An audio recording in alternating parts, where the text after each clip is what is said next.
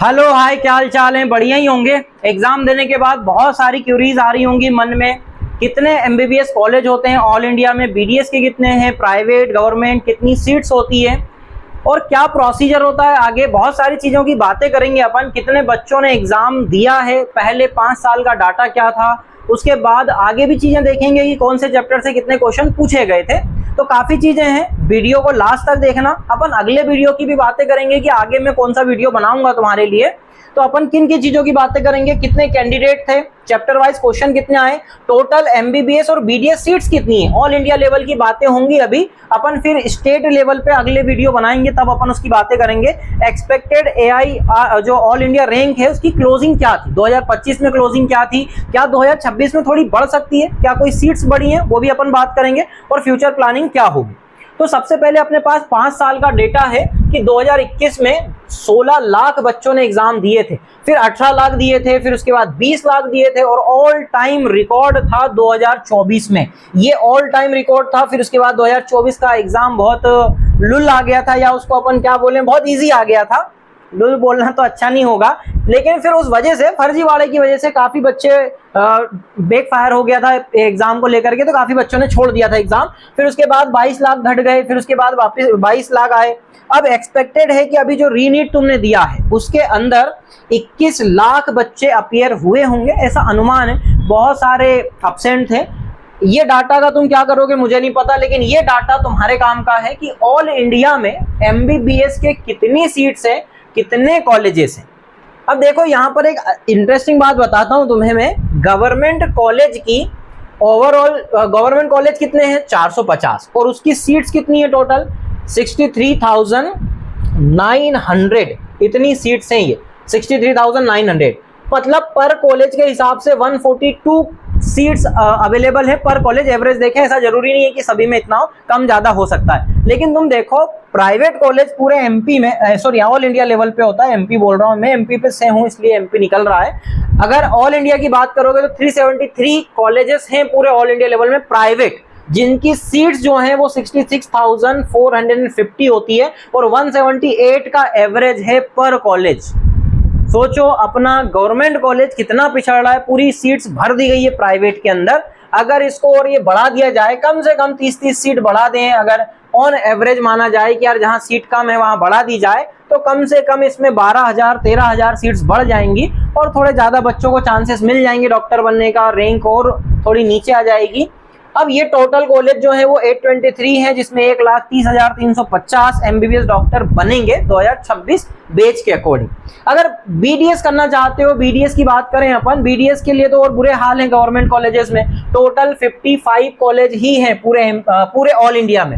अगर total 55 colleges है तो उनकी जो सीट्स हैं वो भी बहुत कम है, 4,060 सीट है सिर्फ, और 73-74 का ही एवरेज बनता है। अब मैं एमपी से हूँ, एमपी में एक कॉलेज है सिर्फ गवर्नमेंट डेंटल कॉलेज, और उसमें भी टोटल जो सीट है वो सिर्फ 60 सीट। कितने कम बच्चों को डेंटल कॉलेज मिलता है। प्राइवेट कॉलेज की बात करें तो भर भर के हैं, पूरे भर दिए गए हैं। बीडीएस तो इसमें ही आ गए पूरे, 274 कॉलेजेस हैं प्राइवेट में, और 23,260 सीट है, जिसमें 84-85 सीट्स पर कॉलेज में तो मिलती है। एमपी में जो कॉलेज है उनमें 100 सीट्स हैं शायद, 90-100 हैं टोटल। 329 तो 27,320 बीडीएस डॉक्टर अगर सीट पूरी भराती है तो बनेंगे। बात करते हैं कि फिजिक्स में कौन से चैप्टर से ज्यादा क्वेश्चन आए थे। तो ये उनके लिए डाटा इंपॉर्टेंट है जो फिर से पढ़ना चाह रहे हैं, या जिन्होंने अभी पढ़ाई शुरू कर दी है, काफी बच्चों ने शुरू कर दी है। इसमें सबसे ज्यादा इंपॉर्टेंट यूनिट जो रही है 2026 के अकॉर्डिंग, वो रही है इलेक्ट्रोडायनेमिक्स। करंट या चार्ज से रिलेटेड जो चीजें होती हैं उससे 14 क्वेश्चन आए हैं, बहुत ज्यादा होते हैं 14 क्वेश्चन। फिर उसके बाद मैकेनिक्स जो है वो सेकंड नंबर पे रहा, 9 क्वेश्चंस आए थे। अब मैं इसको पूरा बोलूंगा नहीं, तुम स्क्रीनशॉट ले सकते हो, देख सकते हो कि कौन से चैप्टर से कितने क्वेश्चन आए थे। ऐसा ही हाल रहा किसका? केमिस्ट्री का। केमिस्ट्री में अपने पास इनऑर्गेनिक है, ऑर्गेनिक है, फिजिकल है। जो इनऑर्गेनिक है उससे टोटल 15 क्वेश्चन आए थे, इससे टोटल एक कम क्वेश्चन आया था 14 क्वेश्चन, और यहाँ से थोड़े ज्यादा आए थे 14 क्वेश्चन। रेशो 21 क्वेश्चन 11 के थे, 24 क्वेश्चन जो थे वो 12th के थे। ऐसा ही फिजिक्स में भी रहा है, 21 और 24 का ही रेशियो रहा था 11th और 12th का। तो 12th का पोर्शन ज्यादा पूछा गया था केमिस्ट्री और फिजिक्स के अंदर। इसमें एक इंटरेस्टिंग बात ये रही कि जो अल्कोहल फिनोल ईथर है उससे एक भी क्वेश्चन नहीं था।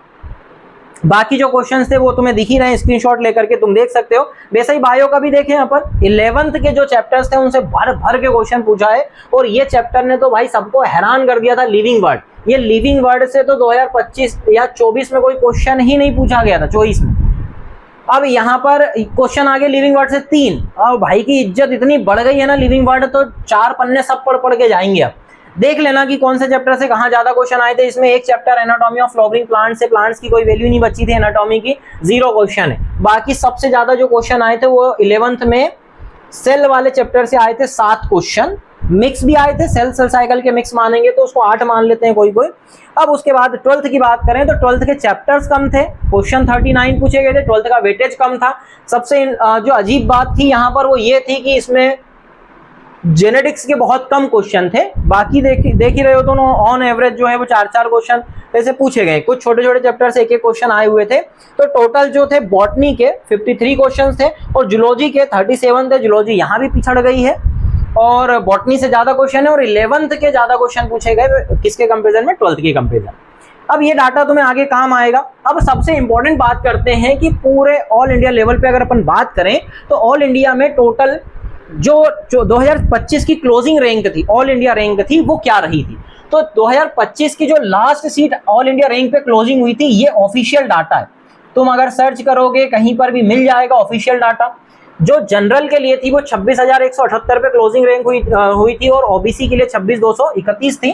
थोड़ी सी ज्यादा गई जाती है ओबीसी के लिए बात जो है रैंक है, ओबीसी बात है। और एससी के लिए 1,36,000, 1,62,000 तुम देख सकते हो। लेकिन जो एक्सपेक्टेड क्लोजिंग रैंक होने वाली है 2026 में, वो 28,000 से 30,000 के बीच में जाएगा। उसका रीजन क्या है? उसका रीजन ये है कि 2026 में 4,500 जो सीट्स हैं वो इंक्रीज हुई। अब ये जो सीट इंक्रीज हुई है इस वजह से यहाँ पर ऑब्वियस सी बात है रैंक थोड़ी सी बूस्ट करेगी, बढ़ेगी। पहले जो सीट्स थी 2025 के हिसाब से वो 59,400 थी, अब 63,900 हो गई है। मैं सिर्फ गवर्नमेंट की बात कर रहा हूँ, प्राइवेट अगर जोड़ दोगे तो उसमें और ज्यादा जाएगा। तो ये जो डाटा है वो ऑल इंडिया काउंसलिंग के लिए है। अब तुम्हें ये पता होना चाहिए कि अगर तुम्हारे नंबर इतने आ रहे हैं, ये एक्सपेक्टेड है। एक्सपेक्टेड अगर इस रैंक के हिसाब से बात करेंगे तो ये एक्सपेक्टेड जा रहा है। अगर तुम्हारे मार्क्स इसके बीच में आ रहे हैं तो तुम ऑल इंडिया की जो 15% सीट्स होती हैं, 15% सीट्स होती है ऑल इंडिया कोटा जो होता है, तुम 15% सीट किसी भी स्टेट में ले सकते हो, कहीं भी जा सकते हो। पता ही होगा तुम्हें कि ऑल इंडिया काउंसलिंग पहले होती है, फिर स्टेट काउंसलिंग होती है। कहीं कहीं पर स्टेट शायद पहले स्टार्ट हो जाती है, लेकिन ओवरऑल ऑल इंडिया जो काउंसलिंग होती है वो पहले स्टार्ट होती है। तो ये तुम्हारी अगर इसमें नंबर आ रहे हैं, इसके बीच में आ रहे हैं, तो तुम ढिंडोरा पीट सकते हो कि मेरे को ऑल इंडिया लेवल से किसी भी स्टेट का कॉलेज मिल जाएगा। अपन आगे और बात करेंगे, एमपी स्टेट की भी बात करेंगे। तो ये इसका ऑफिशियल डेटा है जो क्लोजिंग रैंक रही थी 2026 में, इसके बढ़ने के चांस ज्यादा है।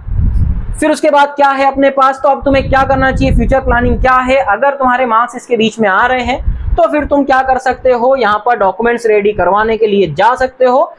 थोड़ा सा टाइम कम मिलेगा तुम्हें, क्योंकि मेरे हिसाब से जल्दी काउंसलिंग हो जाएगी।